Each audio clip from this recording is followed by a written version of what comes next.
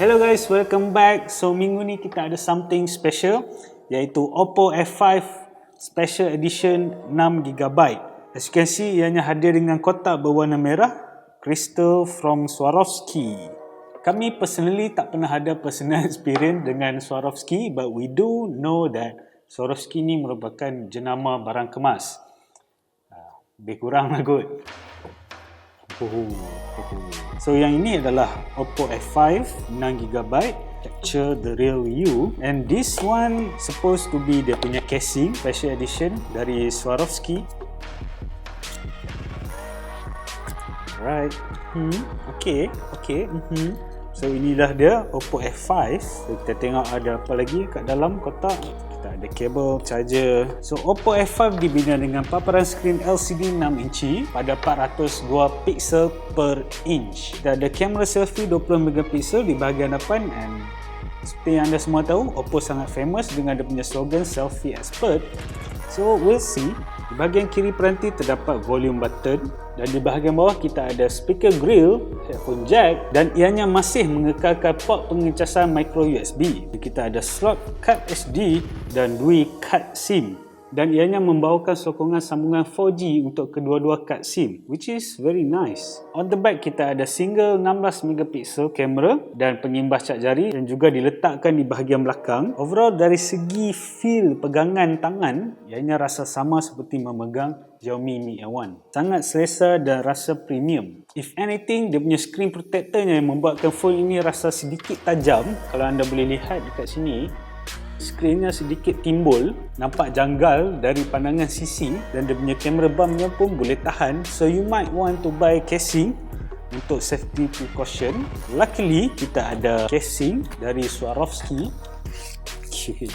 So this is better untuk protection screen yang timbul dan dia punya kamera utama yang timbul. So peranti ini dijalankan dengan sistem operasi Android 7.1.1 bersama ColorOS 3.2, dan sekali pandang kita boleh lihat ianya seakan antara muka peranti iOS dengan control center swipe dari bawah dan notifikasi swipe dari atas. So peranti ini turut memiliki ciri face unlock. Tekan power button, tak perlu swipe ke atas, no. Ini tak ada. Sound. Laju juga. Well done. Oppo F5 dikuasakan dengan chip pemprosesor 8 teras Helio P23, iaitu chip pemprosesan terbaru dari MediaTek berbanding Helio P20 sebelum ini. Ianya memiliki rekaan CPU Cortex A53 pada kadar 2.3 GHz dan pemprosesan grafik Mali G71 yang membawakan better grafik, performance dan overall lower power consumption compared to Mali T880. Dan kami tahu mungkin ramai di antara anda yang tak prefer chip MediaTek, which is understandable. And because of that reason, why not kita compare dengan Xiaomi Mi A1 yang dimuatkan dengan Snapdragon 625 pada clock speed 2.0 GHz. As you can see, kalau kita bandingkan dari segi paras rupa, Oppo F5 ni nampak lebih seksi lah dengan nisbah skrin 18:9. Dan kalau anda boleh lihat, dia punya paparan skrin yang curve di bahagian bucu. And to be fair, walaupun Mi A1 ini mempunyai clock speed yang lebih rendah berbanding Oppo F5, tetapi Mi A1 ini merupakan peranti pure Android, so it's supposed to be smoother. Kita akan tengok perbezaan dua peranti ini dengan membuka aplikasi so that we know which one yang lebih pantas. It might be test yang tak berapa reliable sangat untuk case kali ini, but it's fairly even. Tetapi pada kami, Oppo F5 beroperasi slightly more smoother. It's still a close call. Let's check out perbandingan kamera antara kedua-dua peranti ini.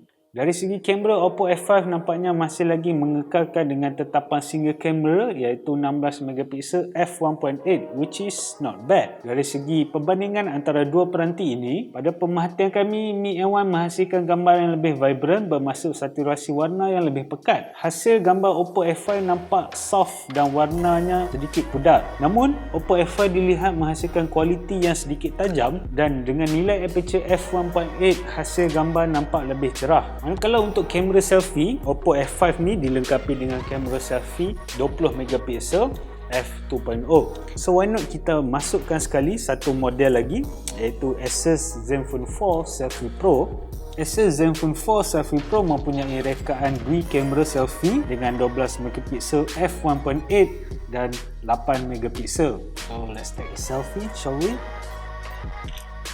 Okey, dari segi pembandingan kamera selfie, Asus Zenfone 4 Selfie Pro dilihat menghasilkan gambar selfie yang lebih sharp dan lebih baik, tetapi kamera selfie Oppo F5 dapat menghasilkan gambar dan wajah yang lebih bersih dengan ciri AI beauty teknologi.